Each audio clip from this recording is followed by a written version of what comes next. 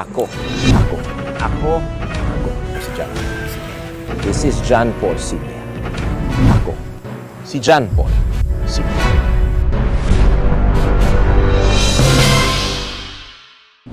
Magandang araw, IDOQers. Welcome sa positibong balitaan dito lamang sa John Paul Sr. Reports. Ito po ang ating second episode at sa ating unang balita. Tinutukan ng 24th Infantry Wildcat Battalion ng Philippine Army ang pagpapataas ng productivity at kita ng maliliit na magsasaka sa mga malalayong lugar sa lalawigan ng Abra. Kaya naman, kamakailan lamang ay namahagi naman sila ng farm machineries and equipment sa isang katutubong pamayanan. Ating report.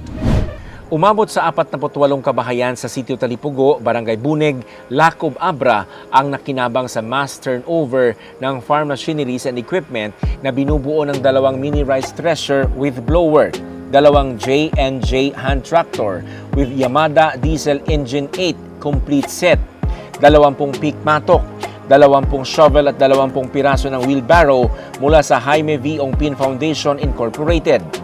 Bukod sa mga farm machineries, biniyayaan din sila ng 48 units ng GD Light 8017 na may AM/FM radio, 48 units ng LED solar floodlights upang mabigyan sila ng liwanag at komunikasyon anumang oras kailangan nila ito. Ang Wildcat Troopers sa pakikipagtulungan ng Support Our Troops Foundation, Philippine Eagles, DSWD Abra, Operation Blessing, ay nakapaghatid ng mga pangunahing relief goods sa naapektuhan ng 7.0 magnitude na lindol na tumama sa lalawigan noong ika-27 ng Hulyo taong 2022 upang makapagbigay ng bagong pag-asa at ngiti sa bawat isa.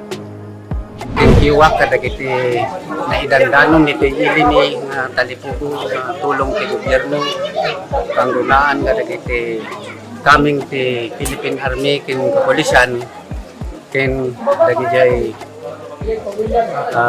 LGU ti Lacob Kaskada Mayor na panangidanon ti tulong iti nagtiilit iti panglugyanan ni iti pangkadyagan ni.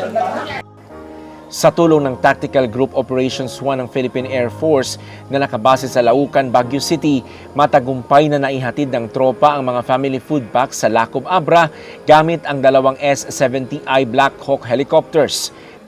Kasabay nito, matagumpay na natapos ang programa sa pagtutulungan ng LGU Lacob, barangay officials at Lacob Municipal Police Station. Dating tulong para kada kayo because you decided, nag-desisyon kayo nga, isuportaran ti gobyerno tayo, ti military tayo, ti local government tayo. Then, at hindi na kayo man, tayo nga